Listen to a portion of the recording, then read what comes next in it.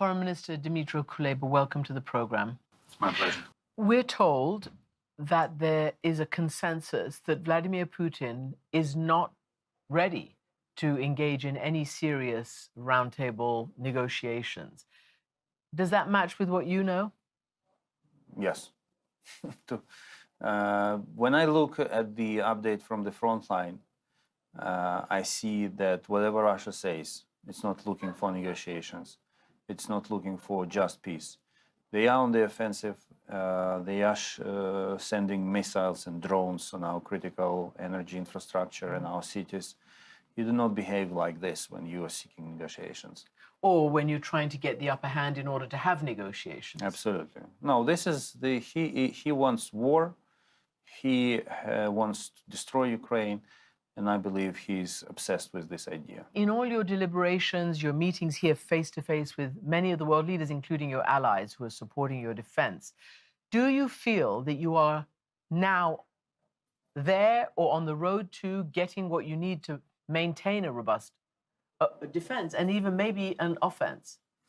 When the war began a year ago, we realized that we need certain types of weapons to become capable of first defending our territory, but also then liberating our territory. And there are 7 types of weapons on this list. I call it the Big 7. And in 1 year, we unlocked 6 out of 7, with only fighter planes remaining on the wish list. A conversation on every type of weapon started with a no. Every single weapon started with a no. In the end, we got it. So if you look back at history, of course, we got almost everything that we asked for.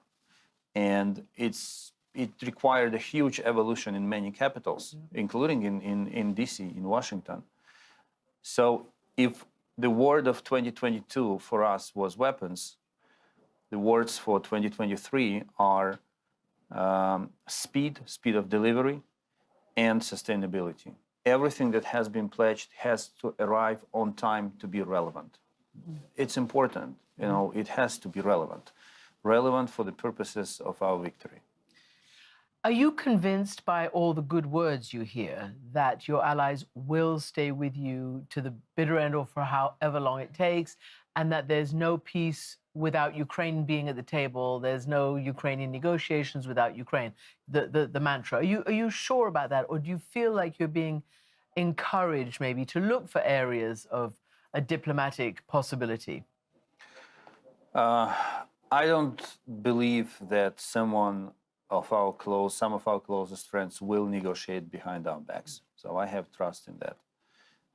Even if someone decides to do so, I can tell in advance, I take the opportunity of people watching you, whatever you negotiate between our backs will be rejected by us, even if you are the closest friend. I think it's a fair deal. I think that our closest friends will stay by us until we win.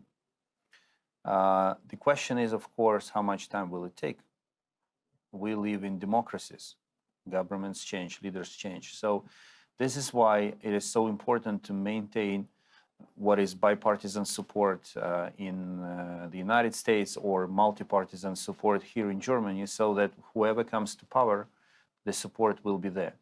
And frankly, yes, I have to be cautious. I have to show some rationality and say that, of course, you cannot trust everyone in this world. But I don't think it's about trust. I think it's about a group of countries who understand that victory of Ukraine is not only in the best interests of Ukraine, but in their own interests. Yes, and that is what your president said when he came here last year to say, our fight is your fight as well, and you need to help us. And he said it again. He portrayed this struggle as David versus Goliath, and that David had to win.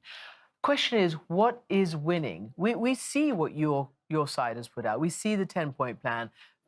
Fundamental in there is that Russia removes itself from all the territory it's occupied since 2014. When I ask NATO Secretary General or any other government, including the United States, they won't define what winning looks like. Again, it's up to you. But 1 year later, what does winning look like?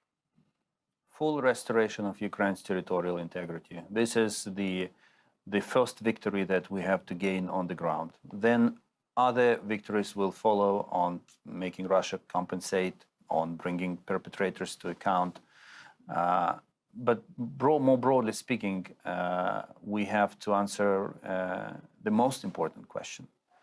What needs to be done to ensure lasting peace in the region and in the whole Euro-Atlantic area? And this question has two answers. The first half of the answer is that Ukraine has to become a member of EU and NATO. And the second is Russia must change. And this is the most intriguing debate that has to unfold what to do with Russia. Well, what to do with Russia? Definitely something. Something needs to be done. Russia cannot stay as it is now because it's full of aggression, it's full of revanchism. I'm not necessarily saying that it's something that we outsiders have to do with Russia. I think the people of Russia themselves have to start thinking what needs to be changed for their normal life to be brought back to their daily routine. It's a complicated issue. There are no easy answers at this point. But what I'm trying to say is that in the end, lasting and enduring peace is possible when Russia will not be posing a threat.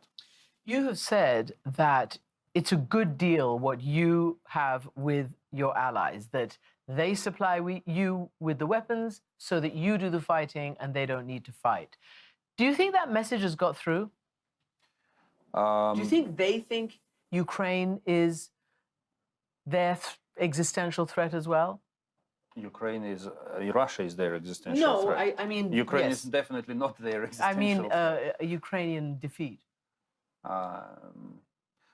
It depends on whom you are talking to, but one way or another, yes, they understand it.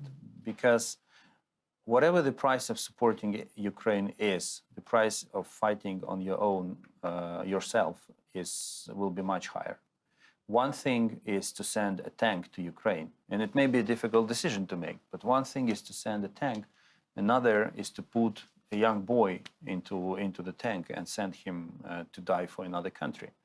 And I would like to reiterate once more that we never ever asked for foreign boots on the ground in Ukraine. And this is why I call it a fair deal. Unlike so many countries who are calling the United States to step in, to come and save them. We said we know how to save ourselves. Give us the David's sling, so to say, to defeat the Goliath. How long will it take you to win? It's the most painful question. I think we should not be asking ourselves this question. I think every day, instead of asking ourselves, how long will it take to win, we should be asking ourselves, what else can I do to make Ukraine win? It completely changes the optics. Because if you ask the first question, in the end, you get weary, you get tired, right? It's okay, it still goes on. But if you are committed to success, it actually motivates you. It moves you, drives you on. It moves you forward. And we did succeed in changing very important optics sometime last year, because if you see what leaders were saying in the beginning of the war, they were mostly emphasizing that Russia must not prevail in Ukraine. And we were saying, no, this is wrong optics. To get your policies and decisions right, you have to say Ukraine must win. And now you are hearing more and more of that. These little things, they really have an impact on what kind of decisions are being made, on what kind of policies are being pursued. So the same here. Foreign Minister, thank you very much. Thank you.